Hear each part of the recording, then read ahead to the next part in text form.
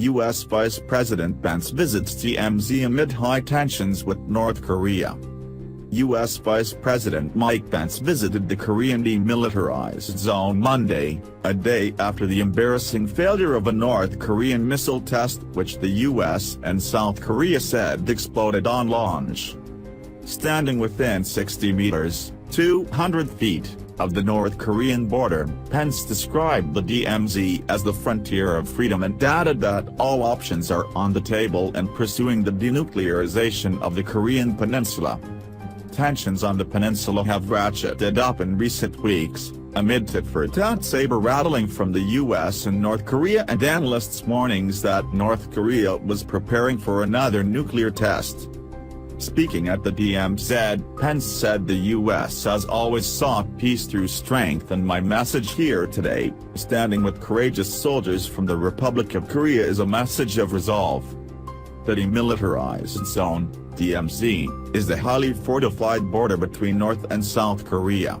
It stretches 250 kilometers, 160 miles, and is dotted with military guard posts, mines and defensive structures.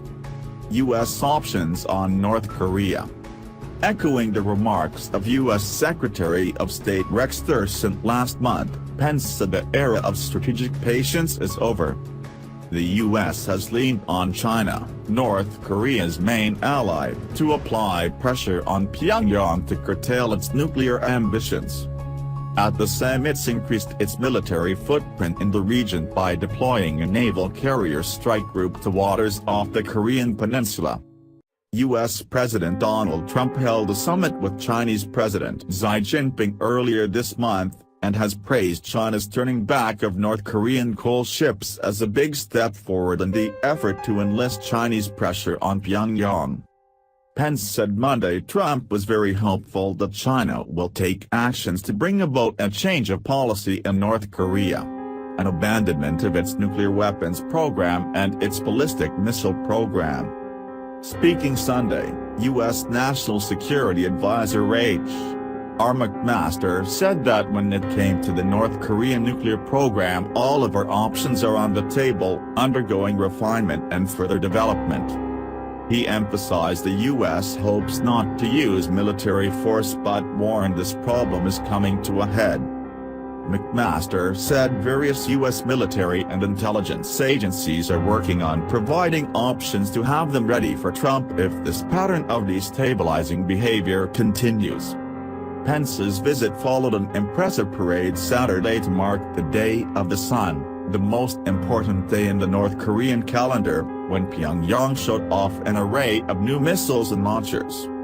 Pyongyang paraded 2 new intercontinental ballistic missile-sized canisters as well as displaying its submarine-launched ballistic missile and a land-based version of the same for the first time, according to analysts.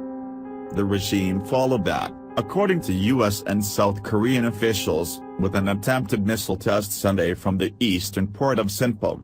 That was the site of a ballistic missile test earlier this month in which the projectile fell into the Sea of Japan, also known as the East Sea. If Sunday's missile launch leads to a nuclear test or an ICBM launch, there would be a powerful punishing measure that North Korean authority can't endure, South Korean officials said. U.S. officials told CNN they did not believe the missile had intercontinental capabilities, and blew up almost immediately after launch.